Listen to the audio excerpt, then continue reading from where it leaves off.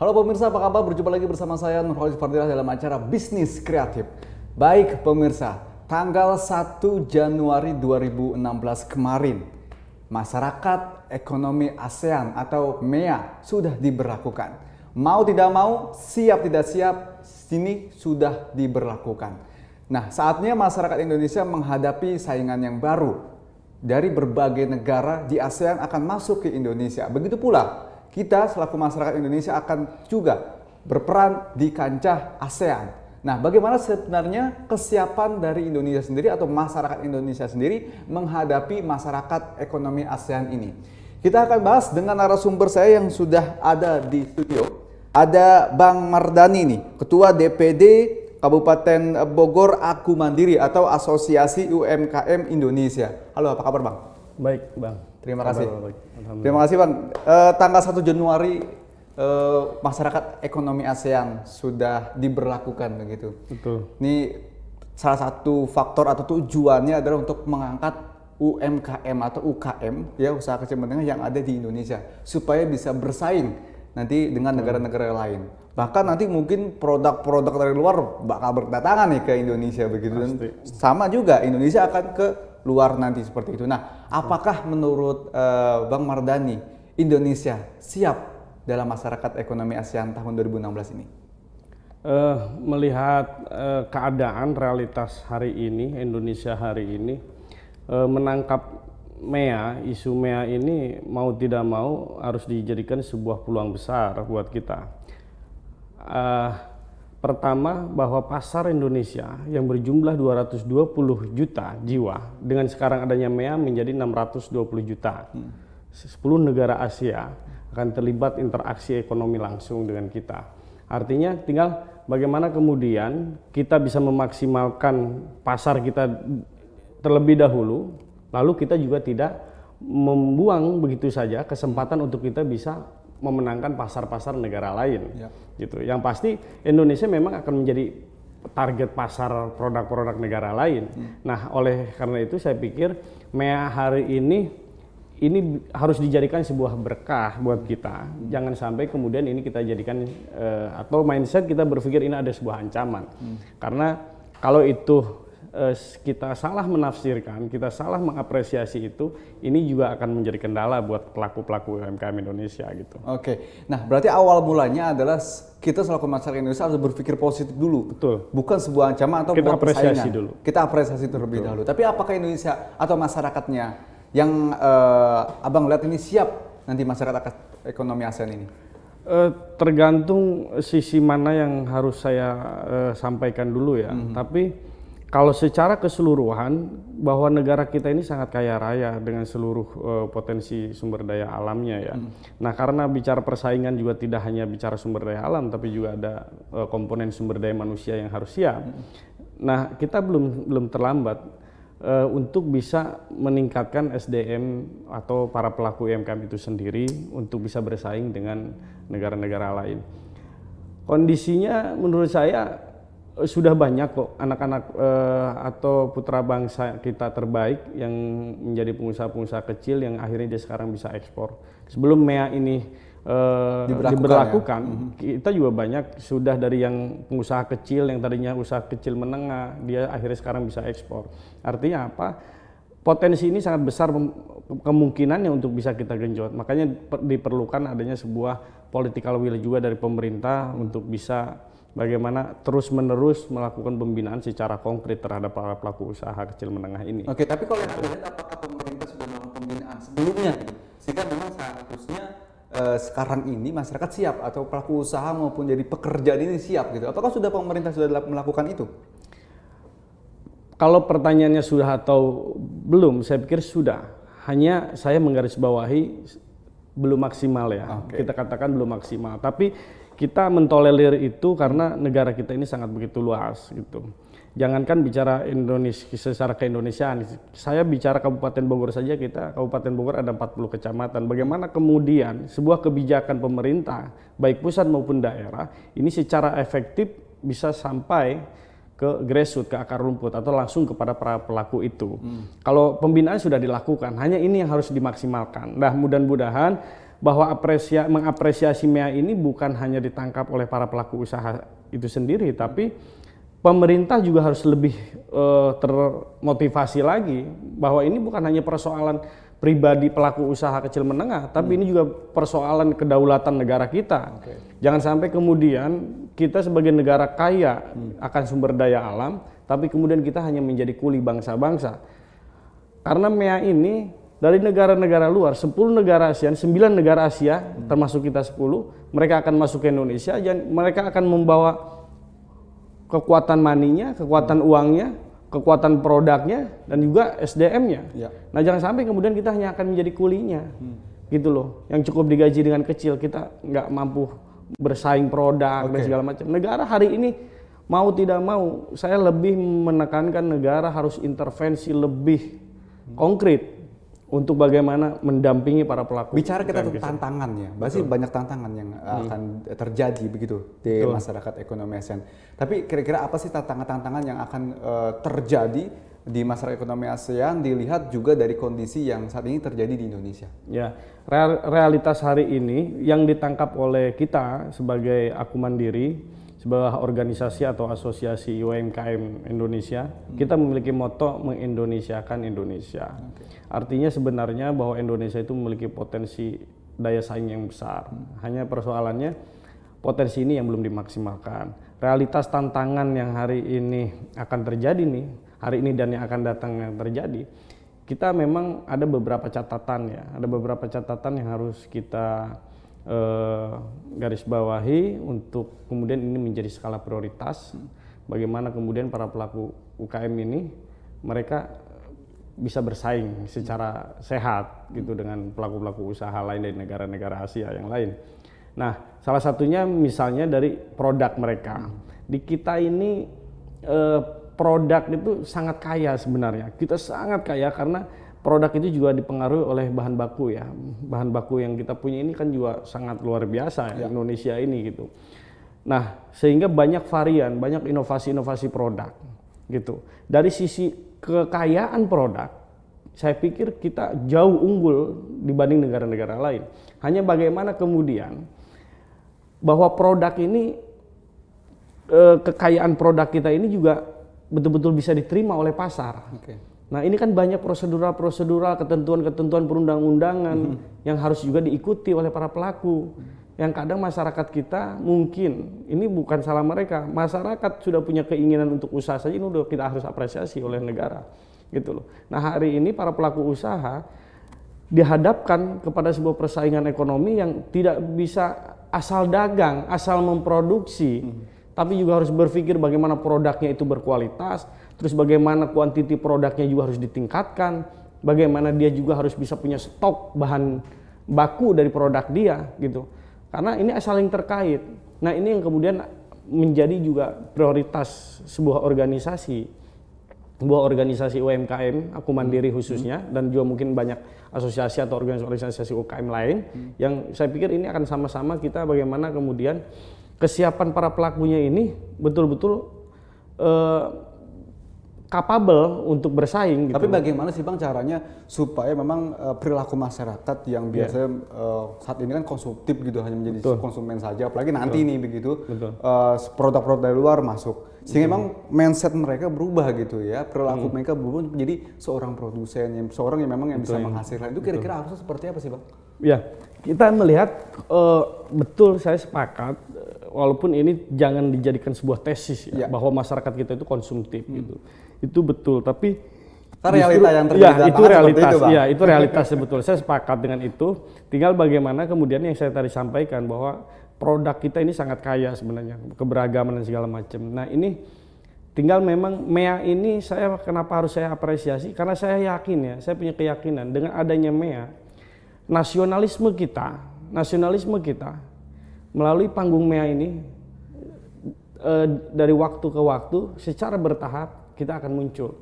Nasionalisme, bagaimana kemudian kita akan lebih termotivasi gitu. Indonesia akan lebih termotivasi bagaimana dia yang tadinya hanya bisa belanja, hanya bisa menghabiskan uang jajannya untuk mencoba produk ini produk lain, tapi dia menafikan kadang produk-produk bangsa sendiri. Padahal produk kita juga jauh mungkin lebih baik, lebih berkualitas. Jadi karena dengan adanya MEA ini, jadi masyarakat terdorong sendiri begitu ya? Itu akan terdorong sendiri. Saya punya keyakinan besar soal itu, walaupun keyakinan saya ini perlu diuji ya. Oke, baik, gitu. Bang. Nanti kita juga ingin tahu bagaimana sebenarnya strategi begitu supaya targetnya kan UMKM di Indonesia juga bisa berkembang, begitu. Apalagi di kaca ASEAN nanti begitu. Ini harusnya strategi seperti apa untuk menghadapi masyarakat ekonomi ASEAN. Tapi kita tahan dulu, Bang. Dan pemirsa, kita akan kembali setelah jeda pariwara berikut ini. Tetap di Bisnis Kreatif.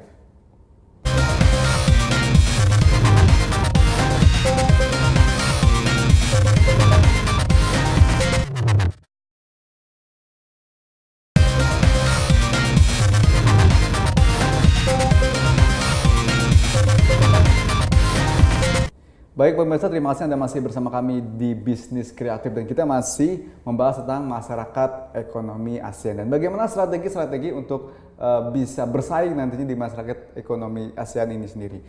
Kita langsung ke Bang Mardhani lagi nih, Bang. Tadi kita sudah bahas bagaimana sebenarnya kesiapan dari masyarakat Indonesia, pemerintah Indonesia terkait juga masyarakat ekonomi yang sudah diberlakukan 1 Januari 2016. Tapi kalau kita lihat strategi apa yang diperlukan begitu untuk pelaku usaha misalnya seperti itu, UKM, apalagi kan targetnya kan UKM juga bisa bersaing di kancah ASEAN begitu. Kira-kira apa yang harus dilakukan para pelaku usaha UKM ini supaya memang produknya mereka tidak kalah nih dengan produk-produk asing yang akan masuk ke Indonesia?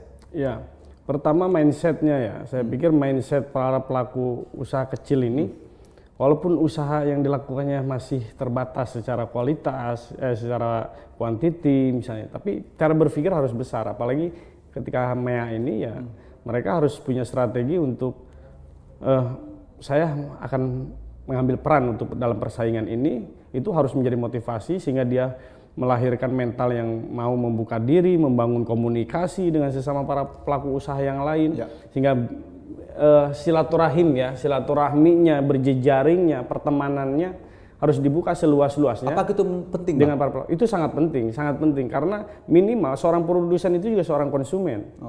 Gitu.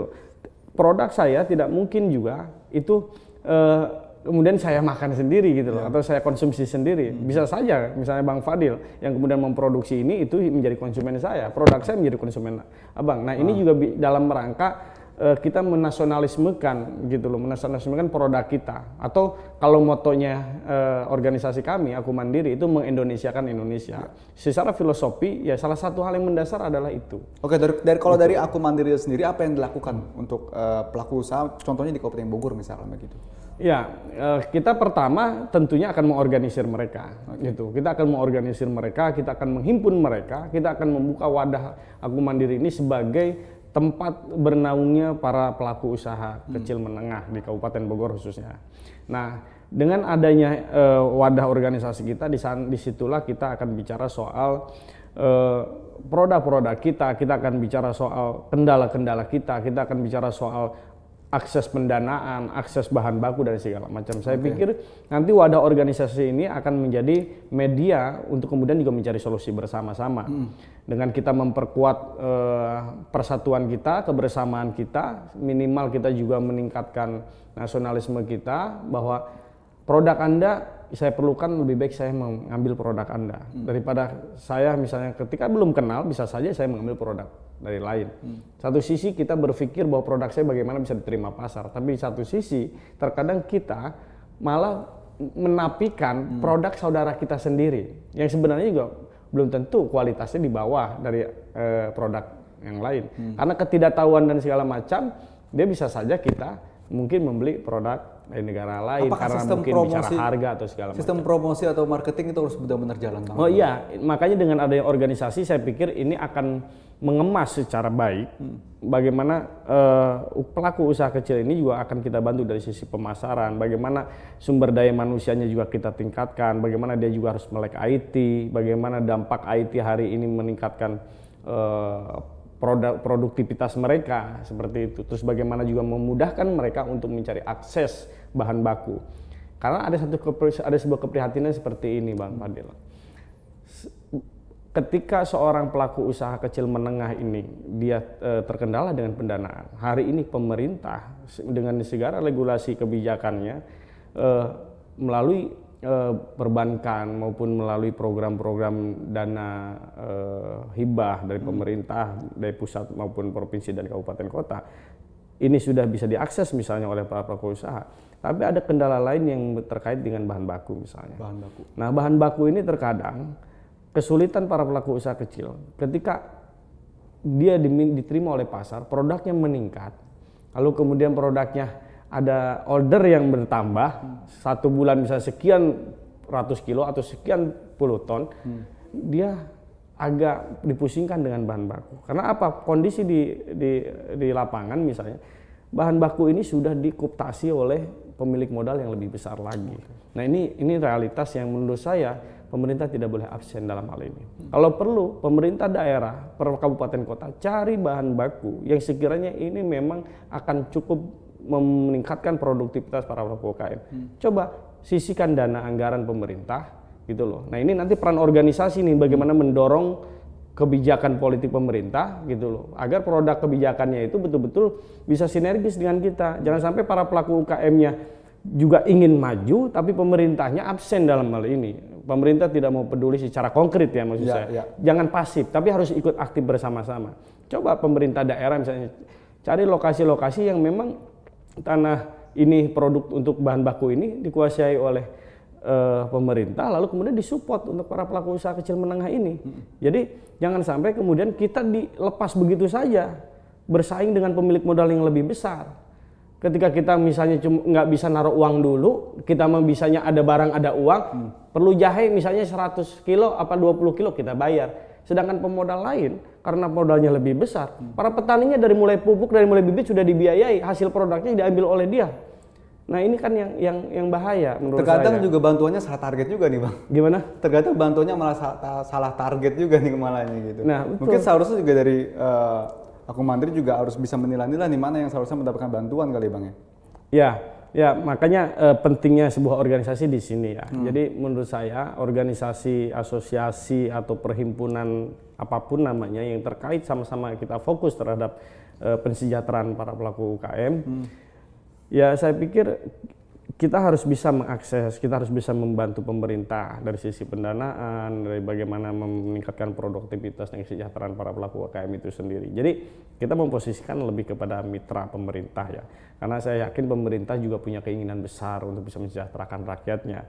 Hanya saja hal ini bukan menjadi PR mereka saja, tapi ini juga PR kita bersama. Baik. Kita ambil peran-peran itu. Itu bagian strategi penting juga. Oke baik Bang, kita bicara tentang tadi arus melek IT ya. Abang juga menyebutkan arus melek IT ini para pelaku usaha. Nah, sekarang kan lagi zamannya e-commerce begitu ya. Sekarang di mana-mana sudah lewat gadget jualnya gitu. Apakah pelaku usaha ini seharusnya memang melakukan hal itu juga? Misalkan barang-barangnya mereka yang biasa dijual hanya di tokonya begitu, tapi sekarang jual juga di dalam gadgetnya begitu. Sehingga sistemnya e-commerce semuanya kayak gitu-gitu. Iya betul. Memang zaman ini zaman IT ya hari ini semua sudah serba canggih. Artinya kita juga harus membuka diri nih, para pelaku UKM juga harus membuka diri. Yang belum bisa ya ayo belajar. Dengan belajar saya yakin kok entah 1-2 hari, entah seminggu itu bisa kita lakukan. Tapi yang pasti mau tidak mau gitu. Ini bukan sebuah pilihan, tapi ini sebuah sikap yang harus kita lakukan. Permasalahannya gini loh Bang, bukan hanya di wilayah Indonesia saja nantinya begitu kan jualnya, tapi juga antar negara kan begitu Bang. Kalau kita memang tidak ada promosi yang jelas dari sistem yang ada begitu, ini kan akan susah juga gitu.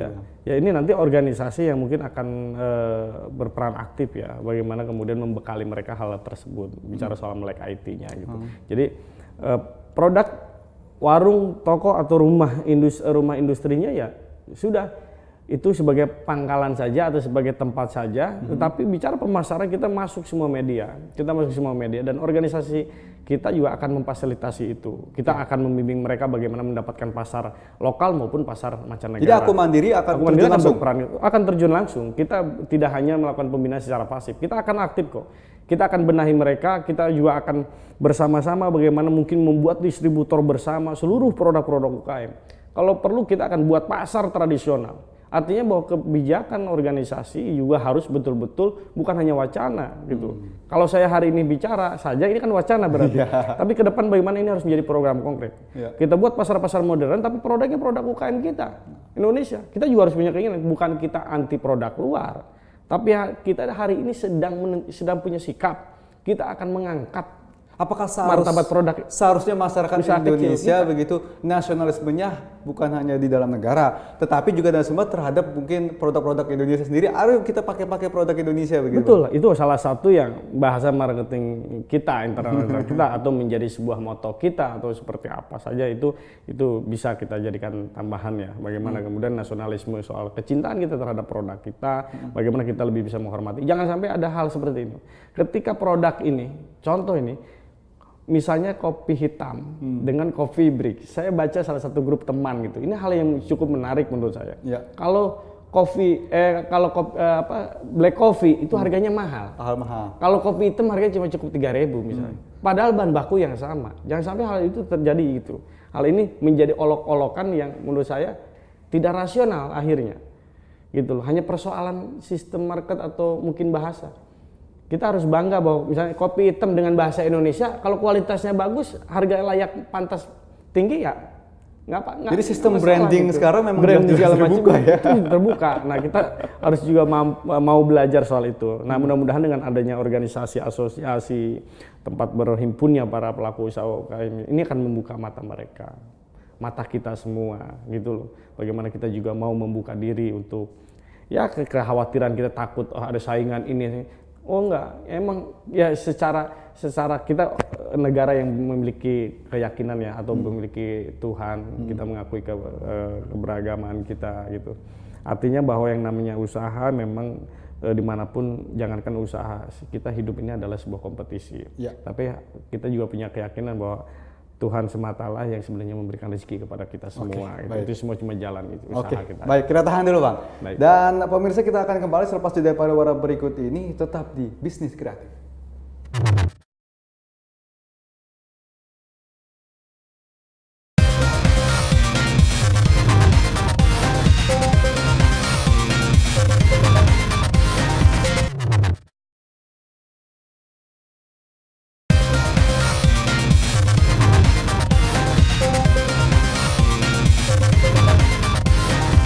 Baik pemirsa, terima kasih Anda masih bersama kami di Bisnis Kreatif dan kita masih membahas bagaimana strategi untuk menghadapi masyarakat ekonomi ASEAN. Baik Bang, nanti kita sudah bahas juga tadi bagaimana sistem strateginya begitu, tapi juga ada strategi yang mendasar ya, yang memang itu ternyata kecil ya strategi, tetapi juga ini sangat berpeluang sekali di luar sana gitu. Contohnya kayak packagingnya kan gitu, dari kemasannya, dari brandingnya, ini seharusnya seperti apa sih para UKM supaya bisa bersaing di kancah ASEAN nanti? Ya, satu sisi ini sebuah realitas ya, ini sebuah perjalanan usaha yang dilakukan oleh saudara-saudara kita yang mungkin tadinya dari mulai usaha yang dia lakukan kecil, terus akhirnya dia bisa menguasai pasar dan terus sampai bisa ekspor akhirnya gitu. Nah, memang ini realitas ya. Masyarakat kita juga harus tahu gitu.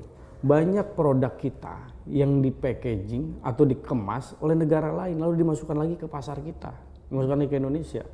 Jadi kita harus melek nih hari ini, gitu. Harus melek, jangan sampai ini produk dari sana, kita bangga nih karena kita beli produk negara lain, gitu ya. Negara luar dan segala macam. Padahal ini produk sebenarnya dari Indonesia, gitu loh. Karena satu sisi kita nggak bisa menyalahkan pelaku usaha yang di Indonesia ya, kita juga nggak bisa mengatakan mereka tidak nasionalisme.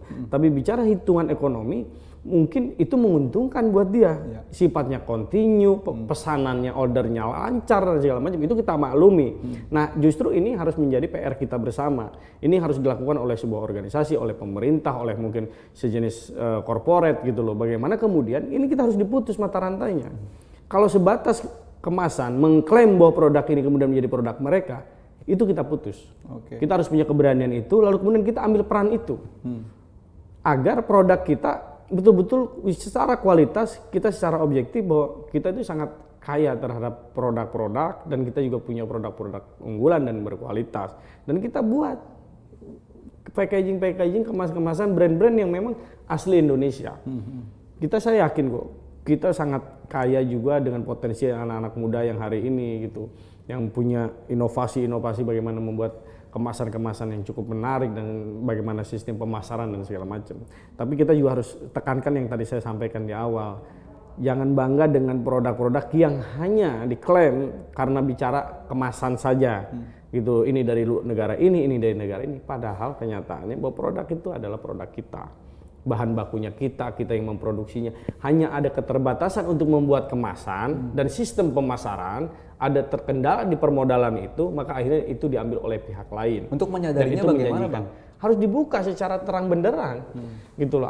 Atau terang benderang dalam arti gini, bahwa pelaku itu harus kita rangkul, putuskan mata rantai untuk bisa diambil atau diakui oleh negara lain, dan organisasi harus mengambil peran itu. Tapi kan terkadang dia takut juga nih, Bang. Takut bagaimana nanti itu tidak berjalan dengan baik juga begitu. Apakah juga harus ada peran pemerintah yang masuk ke situ sehingga selain dari organisasi yang masuk ya, Bang? Ya? Apakah ada pemerintah yang masuk ke situ sehingga memang para pengusaha ini tidak terlalu takut untuk bagaimana packagingnya di Indonesia juga gitu, Bang? Itu kan sebelum berlakunya MEA. Bagaimana kemudian dia berpikir bahwa produk ini, kan saya yakin mereka juga belum 100% mengetahui bahwa produknya itu dikonsumsi balik ke Indonesia. Mungkin produk saya udah dipakai nih di negara luar kan gitu. Ya. Ternyata kembali ke Indonesia. Nah, saya pikir ini tentunya nggak bisa kalau kita sekaligus meyakinkan. Tapi ini harus dicoba oleh kita. Memutuskan mata rantai ini harus kita coba. Artinya kalau dia mengirim produk itu sekian, sudah mulai dikurangi, tapi juga kita berani ambil. Oke, saya tertarik dari Abang menyebutkan sistem corporate gitu ya, Bang. Ini sehingga memang masyarakat Indonesia minimal disadarkan gitu untuk mengkonsumsi dari produk-produk Indonesia. Tapi kira-kira apakah itu nanti berpeluang? Apa ini harus ada peran pemerintah atau dari organisasi yang turun untuk sistem corporate ini bisa berjalan di Indonesia? Saya pikir kedua-duanya perlu ya. Kita pemerintah tidak boleh absen, harus lebih aktif. Kita juga sebagai masyarakat yang membentuk inisiatif untuk menghimpun para pelaku UKM ini, ya harus terus-menerus kita lakukan penyadaran itu dengan program-program. Bagaimana kemudian produsen ini bisa mengkonsumsi produk saudaranya sendiri dari wilayah sana, wilayah ini memproduk ini dikonsumsi oleh produk ini. Kita harus sudah mulai mendorong itu. Bagaimana kemudian produk kita, gitu. Anda perlu apa? Ada ini, ada di kita. Kita perlu ini, ada di Anda kah? Ada, ya udah. Nah, mudah-mudahan dengan sistem corporate ini, kemudian ini bisa membuka akses. Saya pikir yang paling penting adalah penyampaian informasi, gitu loh. Jangan sampai kalah oleh sebuah sistem marketing besar, entah itu melalui media, entah itu melalui apa, karena ini juga kan unsur pendanaan yang kuat. Siapa yang mendananya besar, dia yang menguasai sistem informasi, gitu loh. Nah, saya berharap dengan kebersamaan ini juga adalah modal besar yang saya pikir ini akan menjadi hal yang efektif untuk kemudian saling bisa memberi informasi. Anda perlu apa? Kita punya produk ini. Saya perlu produk ini, di Anda ada atau tidak. Nah, dengan adanya korporat atau sebuah organisasi yang kemudian mendorong itu, ini akan terbuka antara wilayah, antara kabupaten kota, antara provinsi, gitu loh. Kalau dulu sistemnya barter, Anda punya bahan petani apa, punya hasil tani apa, segala macam, kita butuh bahan bakunya, yuk kirim ke kita. Ayolah kita saling dukung, kita saling gotong royong, kita saling bersama-sama untuk sama-sama meningkatkan produktivitas kita dan kesejahteraan para pelaku UKM itu sendiri. Mungkin itu, artinya kita bagaimana kemudian kita sejahtera pada sisi ekonomi, tapi kita juga tetap menjaga harkat martabat bangsa kita sebagai negara yang berdaulat secara ekonomi. Luar biasa ya, bagaimana nanti mungkin masyarakat ekonomi Asia ini bisa benar-benar memberikan peluang bagi masyarakat Indonesia. Tapi juga, jadi Abang bilang juga, bukan hanya jadi penonton, jadi kulinya saja di Indonesia, tapi jadi pemainnya juga di Indonesia. Insya Allah itu akan termotivasi kok. Baik, Bang, bangsa kita tapi juga banyak nih Bang ya pertanyaan dari masyarakat nih. Dia tuh ingin usaha sebenarnya Bang, tapi terkadang takut gitu loh, takut gagal, terus takut karena nggak ada modal. Kira-kira apa sih Bang yang harus dilakukan oleh seorang masyarakat atau warga Indonesia untuk memulai karirnya, memulai untuk menjadi seorang pengusaha? Kira-kira apa sih langkah awal itu seperti apa sih Bang? Hasil dari survei tahun 2013 yang membuat perekonomian kita ini bertahan, sebenarnya yang mendominasi itu adalah pelaku UKM, 92%. Artinya bahwa tanpa diajak, tanpa diminta, inisiatif masyarakat kita untuk menjadi wirausaha itu sebenarnya sudah ada. Entah dia dengan jual kue hanya mencukupi satu tingkat KRT-an, satu kampung, sini pengajian orang ini, kemudian ini ambil inisiatif.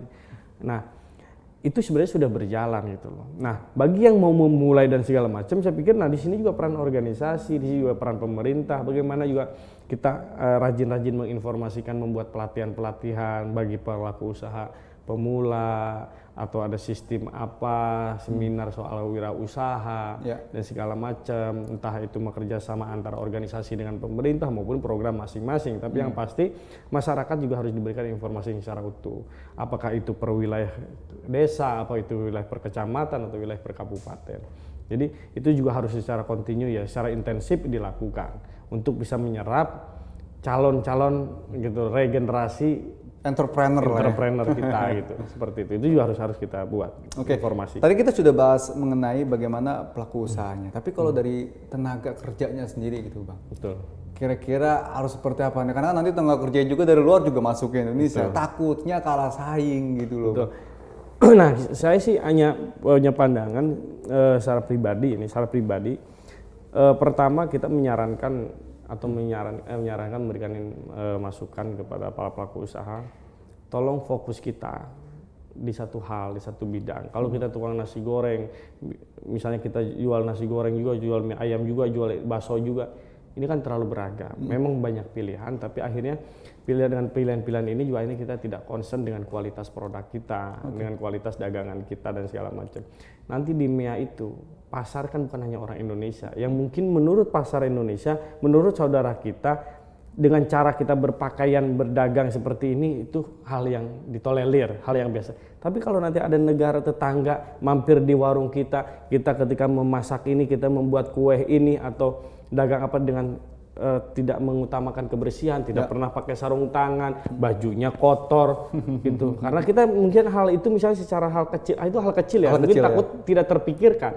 Nah, nanti itu ini gaya seperti ini, pola hidup seperti ini gitu dalam berdagang sehari-hari harus sudah dirubah. Berpenampilan lah. Kenapa tidak jual nasi goreng, jual mie ayam, jual bakso, pakainya rapi. Dengan pakai betul kemeja, bersih, yang mengelola makanannya, ngambil mie-nya, ngambil baksonya, yang mentahnya itu dengan sarung tangan, plastik, segala macam. Karena ini bisa menjadi standar sehat buat mereka. Wah, itu steril gitu. Mungkin buat orang Indonesia yang hari ini kita mengambil bakso, hal-hal seperti itu tidak terlalu menjadi catatan penting. Kalau buat negara luar, karena mungkin kesadaran kesehatan itu di negaranya lebih diprioritaskan, itu akan berdampak, akan dibawa oleh mereka. Mau mampir ke produk kita nih ke Indonesia, ngeliat tukang bakso misalnya sembarangan ambil mie, ambil bihun, ambil sayurannya pakai tangan kosong, baju kadang kaos juga kotor, kita nggak peduli terhadap pakaian kita. Tempat mungkin bersih, tapi pribadi kita juga harus lebih kelimis dikit nggak masalah. Itu harus sudah dibudayakan. Jadi jangan yang kelimis cukup orang kantoran, itu jangan. Pokoknya semua kita servis kita tingkatkan, pelayanan kita, pribadi kita, semuanya, dan fokuslah di satu produk sehingga kita bisa terus bagaimana meningkatkan kualitas produk dagangan kita. Di 2016 ini Bang, apa kira-kira usaha bisnis yang paling menggiurkan, yang kira-kira berkembang di tahun 2016? Kira-kira apa Bang? Kalau menggiurkan menurut saya yang pasti kuliner ya. Buat saya kuliner ya. Karena satu sisi bahan bakunya besar di negara kita kaya akan itu.